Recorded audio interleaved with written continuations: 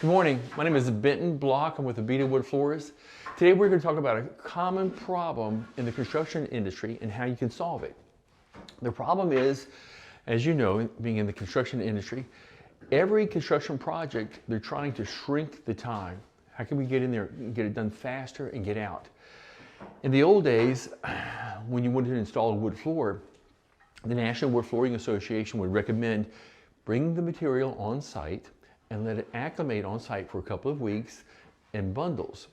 And that way, the material will begin to absorb moisture from the ambient. We're in Louisiana, and the material arrives to us. It's manufactured for a national market, not for a Louisiana market. So according to the national specifications, it should be manufactured with a moisture content of 4 to 6% moisture content, which is dry for Louisiana. That's great for California, Arizona, Colorado, wonderful. But in Louisiana, it should be about 10 or 11 or 12%.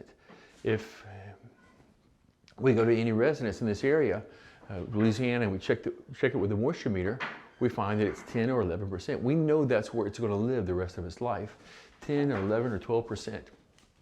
How do you get it at that without waiting the 2 weeks? Another dilemma of that is that wood floor comes in bundles. You can probably see some bundles down here. We'll show a picture of bundles. That is where it's bundled together. It's called a nested bundle. It's about this size. But only material on the skin of that is picking up moisture.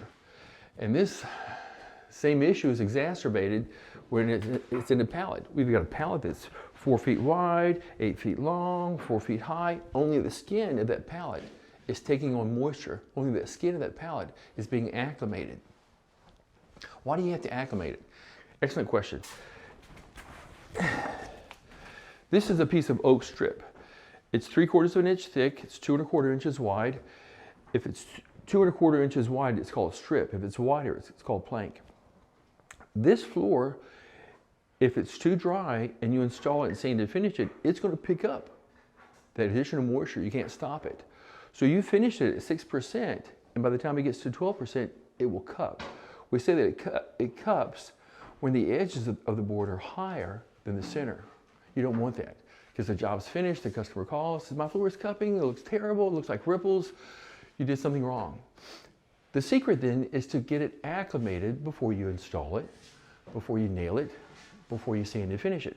How do you do that? How do you speed up that process? How do you accelerate the process of getting the floor to the moisture content that you want? When I was a young man, maybe 30 or so, we used to do a lot of gymnasiums. Gymnasium floor is maple, and it's $30,000 or $40,000 worth of maple, and it would arrive to us in this area at 6% moisture content. We would install the floor, we would rack out the floor. That's a term we use to say we lay the boards in place without nailing. It was a great big gymnasium, 8,000 square feet, 10,000 square feet, and it's racked but not nailed. An older gentleman who'd been doing floors for years, he taught us this trick. He brought a garden hose into the gymnasium and he put the nozzle on spray, not a heavy water stream, but just a spray. And he began to spray the whole floor with a light mist of water. We'd already checked it, so he knew it was between 4 and 6%. And it made me really nervous because that's $40,000 or $50,000 worth of maple, and he's wetting it, which is counterintuitive. You think that's exactly wrong, don't do that. But he sprayed it. And he sprayed it one evening after we racked it. And the next morning, we came back to check it, boom, 10%, 11%, exactly where it needed to be. He shortened that 2 or 3 week acclimating the wood process to overnight. A great trick when you're trying to get the wood to the moisture content that it needs to be the rest of its life. This is really important on strip because it will cup. The closer a board is to square, the less it will cup. If you have a board that's 2 by 2, it won't cup. But the more you shrink that and you make that a wafer, or you make that flat, you flatten that out, the more likely it is to cup. So if a board will cup at 2 1/4, a 4-inch board, or a 5-inch board, a 6-inch board, a wide plank, that will really cup. You've got to get the moisture content right. You can't guess. You've got to get it to that moisture content. How do you do it? This guy knows how to do it. His name is Anthony. And what you see him doing is he's racking the floor. He's already checked this floor, so he knows what the moisture content is. And the good news is we're in a house where the downstairs is oak. So we can go to school, so to speak. We can go downstairs, since this wood has been in the house for 20 years, we have a really good idea of what it's going to be the rest of his life. So we know what the target moisture content is. So he went downstairs, he got it, he also checked the stairs, the treads themselves. Anthony, will show us how you can speed up this process?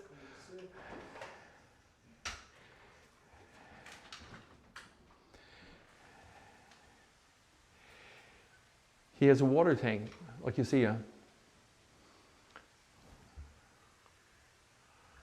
exterminator use, but it's filled with water.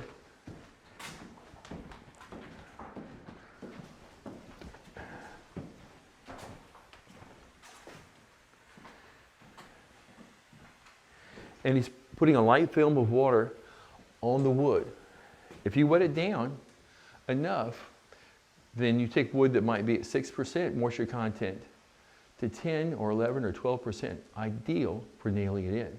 Now we know it's not going to move later on because it's in the environment that it's going to be the rest of his life and the moisture content that it will be the rest of his life.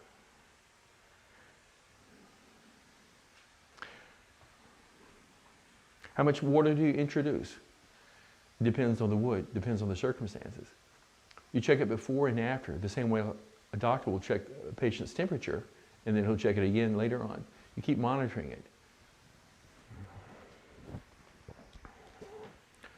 What you have to remember too is that he's only wetting the surface, so the top third of the board is getting wet and taking on moisture, whereas the bottom is still dry. And it takes time for the moisture to go from the top to the bottom. So he might spray it more than once or more than twice until the whole thing is where it needs to be, then it's stable.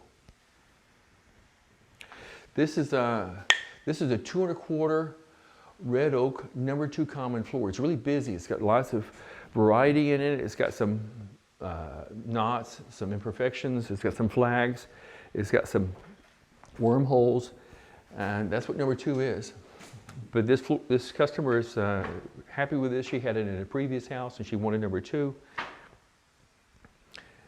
And right now we have a really great price on it. As long as the manufacturer holds the price, we can do this for $8.50 a square foot, which is a great price for solid oak floors, nailed down, sanded and finished.